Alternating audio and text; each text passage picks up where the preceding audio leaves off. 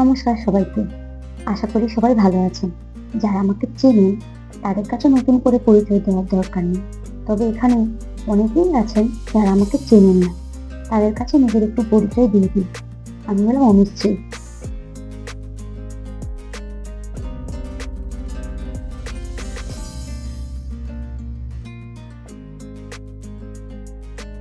কোয়ালিফিকেশনের কথা যদি বলি, মোটামুটি স্কুল কলেজ ছাড়িয়ে ইউনিভার্সিটির গণ্ডি পেরিয়েছি। কি ভাবছেন হঠাৎ করে কেন কোয়ালিফিকেশনের কথাটা বলতে গেলাম? আসলে এই কোয়ালিফিকেশনটা আপাতত নিজের বিয়ে ছাড়া অন্য কোনো কাজে এখনো পর্যন্ত লাগাতে পারিনি। আমাদের এই অবস্থা দেখে এখনকার যারা গ্র্যাজুয়েশন করছে তারা আর পরবর্তী স্টেপে বিএড বা ডিএলএড এই সমস্ত কিছু করতে চাইছেন না। আসলে কি বলুন তো, ছোটবেলায় অঙ্ক বইতে পড়তাম, স্রোতের অনুকূলে থাকলে নৌকো কত স্পিডে চলতে পারে, আর স্রোতের প্রতিকূলে থাকলে কি বিপত্তি হতে পারে। আমাদের সময়কার স্রোতের অনুকূল বলতেই বুঝতাম গ্র্যাজুয়েশনের পর এমএ আর বিএড করে এসএসসি দিয়ে চাকরি পাওয়া যাবে। কিন্তু এখন তো সেসব অতীত।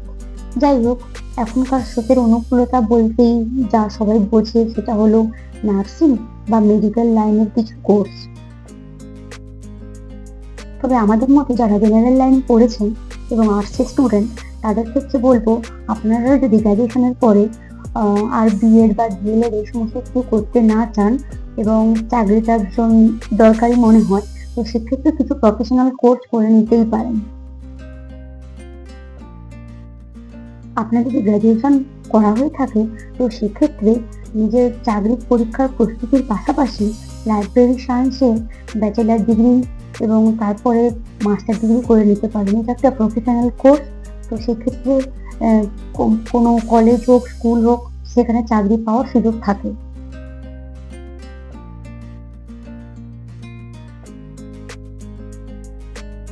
এছাড়াও আরো একটা প্রফেশনাল কোর্স করা যায়, সেটা হলো যোগা নিয়ে। যোগা নিয়ে আপনি গ্র্যাজুয়েশনের পরে ডিপ্লোমা করতে পারেন এবং সেটা নিয়ে আরো হায়ার স্টাডিজ করতেই পারেন। এক্ষেত্রে যোগারও অনেক চাহিদা, অনেক চাকরি পাওয়া যেতে পারে প্রফেশনালি অ্যাকচুয়ালি। তাতে করে নিজের পক্ষে প্রাইভেট হোক বা গভর্নমেন্ট কিছু একটা চাকরি দেখাতে পারবেন আশা করি। Thank you.